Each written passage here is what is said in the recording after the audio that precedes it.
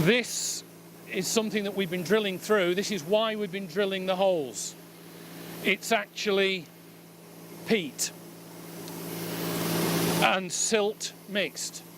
And what happens, they blasted a new channel for the river when they built the reservoir, built a retaining wall, filled behind the retaining wall to put this new road in.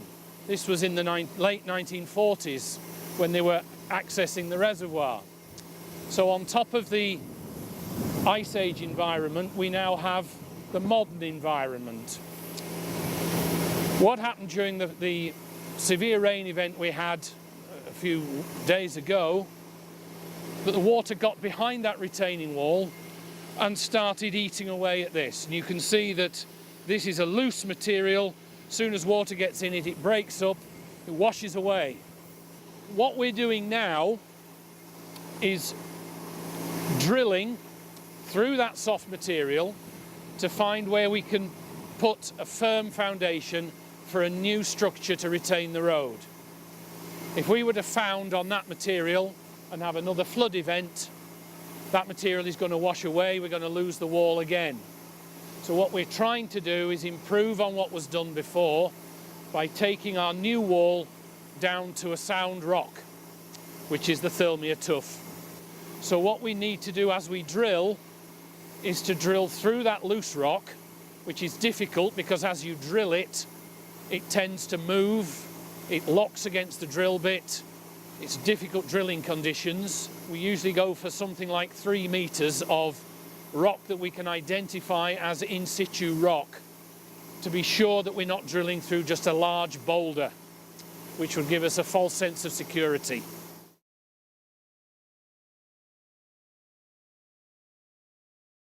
As you can see behind me, the force of the water took away a concrete and stone retaining wall that was there before, destroyed it completely in a matter of hours.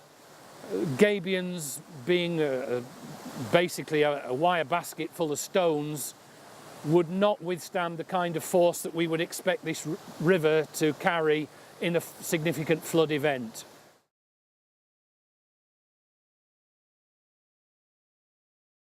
At the moment, we've done no detailed design, obviously. We're still in the preliminary stages.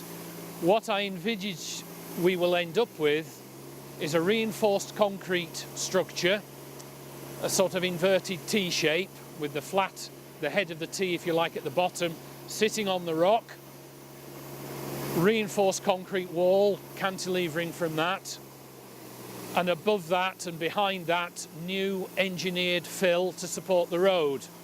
The wall itself would be faced with, similar to this, rock material to blend in with the surroundings. We're in the national park. We're well aware that we don't want intrusive, hard engineering structures, but a hard engineering structure is all that's going to survive the kind of conditions that we saw a few days ago.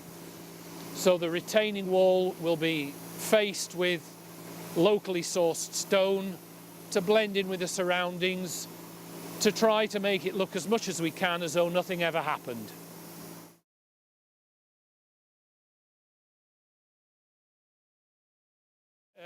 Obviously, we're working adjacent to and within a watercourse which flows quite strongly even after a small amount of rain. We have to deal with that water flow as we're constructing the new wall. The other challenge obviously is getting the materials here. It's a remote location, so we'll have the challenge of getting the materials here and also ensuring that if the river does flood, none of the materials get washed into the lake, causing an environmental problem. So there are challenges. They can be overcome. We've overcome them in the past and we'll overcome them here.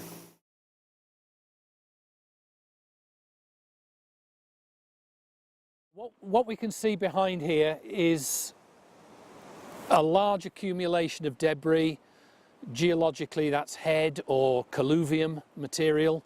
It's a mixture of anything from the large boulders that you can see here down to sand and silt-sized particles. And it's quite unstable. And The concern here is that as we start to excavate this material to expose the culverts, to clear the road, that it's just going to bring more debris down from higher up. It's a bit like the penny falls at the amusement arcade. You remove one bit and then there's another bit comes behind it, and so on and so on and so on. There may be boulders of that sort of size perched in this material. As we excavate, they become unstable, they start to roll down the hillside, and then it won't matter if you've got a helmet on or not, you're going to have to get out of the way pretty quick. Further problem here at this particular location, that there are some abandoned mine spoil tips high up in the hills.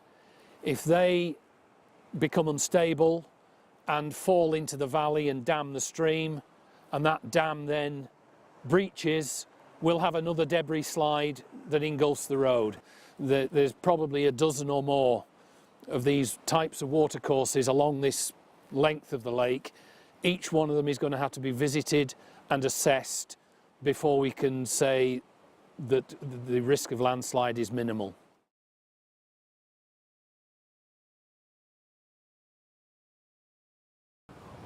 There's evidence along the side of Thirlmere that when the culverts have become blocked, the water has tried to find an alternative route to get into the lake, and it's worked its way underneath the carriageway and ruptured the surfacing, blowing it upwards.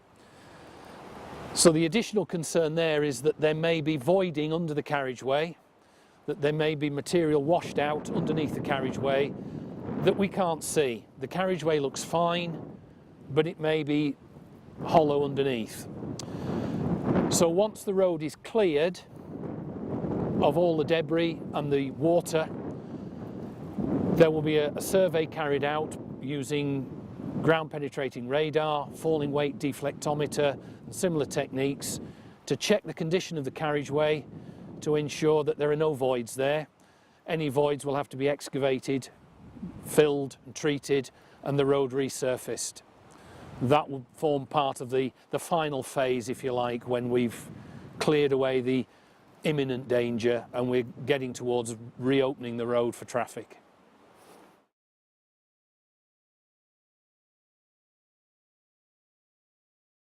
We can't emphasise too much how dangerous this environment is.